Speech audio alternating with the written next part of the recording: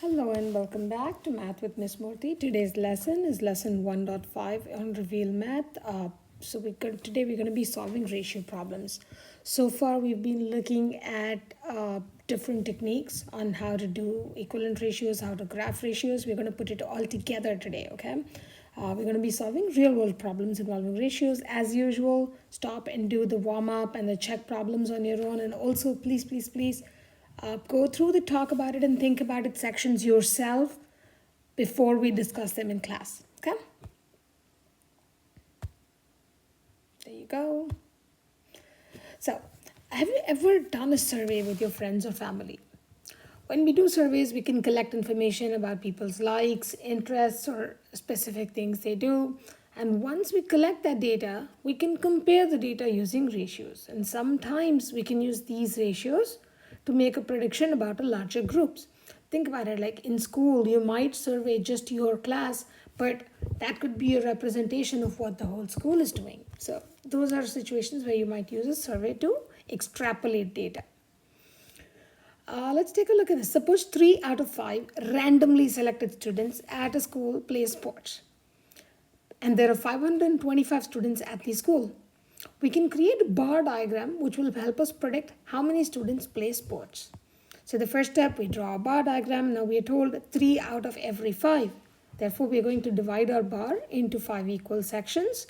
And then we'll shade 3 to show the 3 that we've selected that represent our group. And then now this group of 5 is representative of the 525 students at school. So in the bar diagram, I'm showing this whole bar as being equal to 525. The 3 shaded sections are the ones that play sports and 2 that don't play sports. Now to find the value of each section, they're equal sections. So 525 divided by 5, which is 105. So each section represents 105 students. And since we have 3 sections labeled playing sports, we can predict that 3 times 105 or 315 students at the school play sports. By the same token, how many do not play sports? That would be 125 times 2, which would be 210 that don't play sports. Now let's take a look at example 1. In this case, we're going to use bar diagrams, okay? 2 out of 3 randomly selected students in Mrs. Mason's class prefer cats as a household pet than any other pet.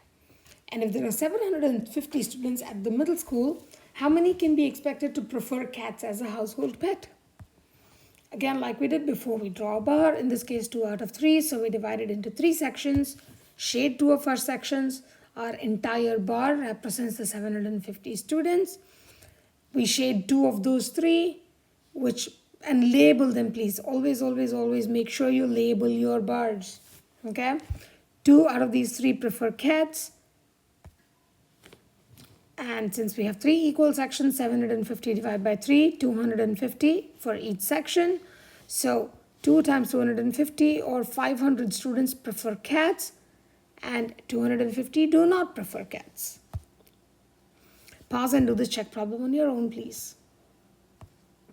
There you go, that's 225 students who can be expected to get their news from their cell phones. Let's take a look at this second example.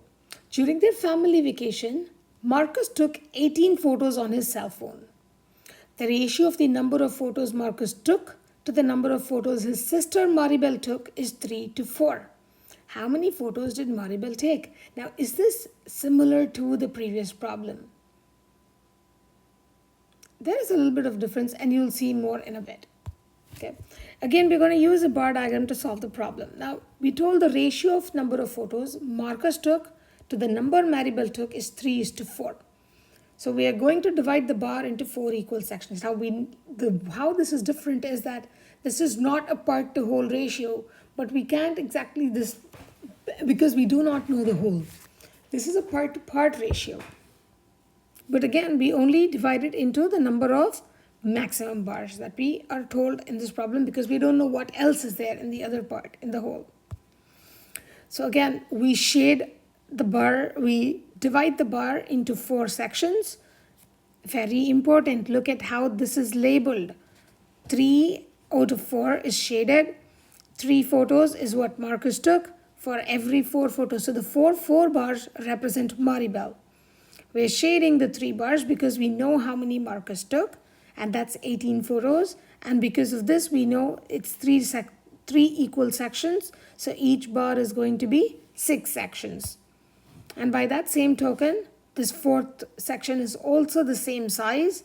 So that's going to be 6. So we know that Maribel is now going to represent 6 times 4, or that is going to be 24 photos. Now pause and do the check problem on your own, please. There you go, that's your solution. All right. Now we are going to use double number lines and equivalent ratios to solve ratio problems. So far we used a bar diagram, now it's going to be a double number line and equivalent ratios. The manager of a small hotel determines that it takes 30 loads of laundry to clean the towels and sheets of the hotel's rooms each day. A large bottle of laundry detergent contains 150 ounces and the label indicates that the contents can clean 75 loads. So how many ounces of detergent are needed to clean the hotel's towels and sheets each day? We can represent this and solve this problem by using a double number line as well as equivalent ratio. So we are going to do 2 different methods, and I'll show you how both methods still lead you to the same solution. Our first method, we're going to use a double number line. So let's draw our double number line, in which my top number line represents the number of loads of laundry, and the bottom shows the number of ounces of detergent used, because those are the 2 quantities given to us. So we're going to mark the loads of detergent on our double number line, and we are doing equal increments of 15 loads. Okay, so I'm going to label it 0, 15, 30, 45, 60, 75. And then we know that 75 is equivalent to 150 ounces of detergent. So what we need to find out is how much is used for 30 ounces. 30 loads. Now since there are 5 equal sections, 150 divided by 5 equals 30. So for our 15 loads, we use 30 ounces, and then so every step becomes an increment of 30. Therefore, corresponding to 30 loads, we have 60 ounces of detergent for each day. Now let's use equivalent ratios. We're going to start a little bit of algebra here. Okay, we're not just doing our table, but you'll see how this is very similar to using the table of equivalent ratios. Okay, we're going to write and solve an equation that states the 2 ratios that are equivalent, and we're going to use D. We use a variable because we don't know what that is. This is like saying it's a black box. So this is going to represent the unknown number of ounces of detergent needed to clean 30 loads of laundry.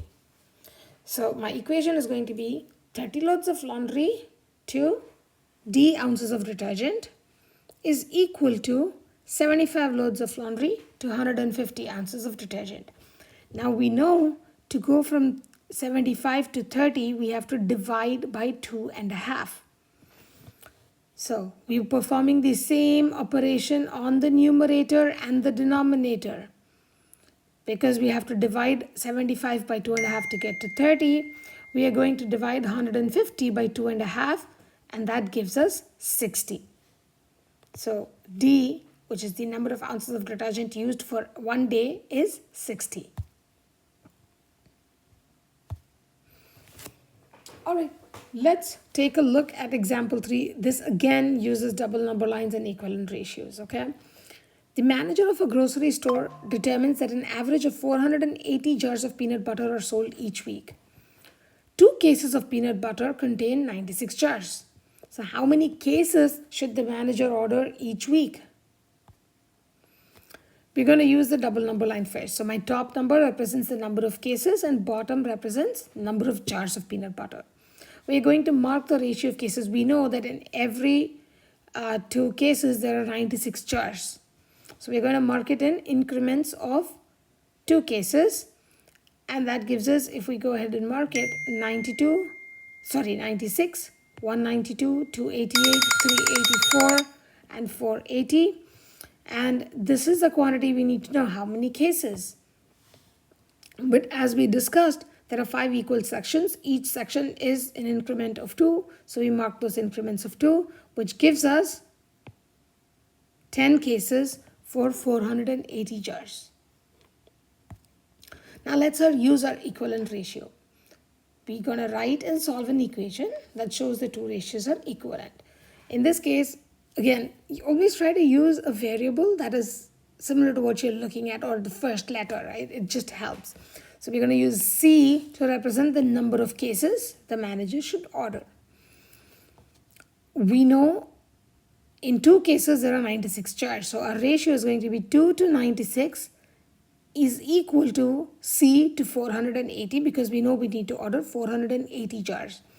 So using this equivalent ratio, 2 by 96 equals C by 480. We know that 96 times 5 is 480. So we have to perform the exact same operation to the numerator to get our equivalency, which means we multiply 2 by 5 to get the value of C. Therefore, we can figure out that C is equal to 10. So using either method, we can see that the manager should order 10 cases of peanut butter each week. Pause and do this check problem on your own. There you go, that's 168 loaves. And you can take a quick look at the apply problem, but we will solve this together in class tomorrow. That's it for now. Ciao.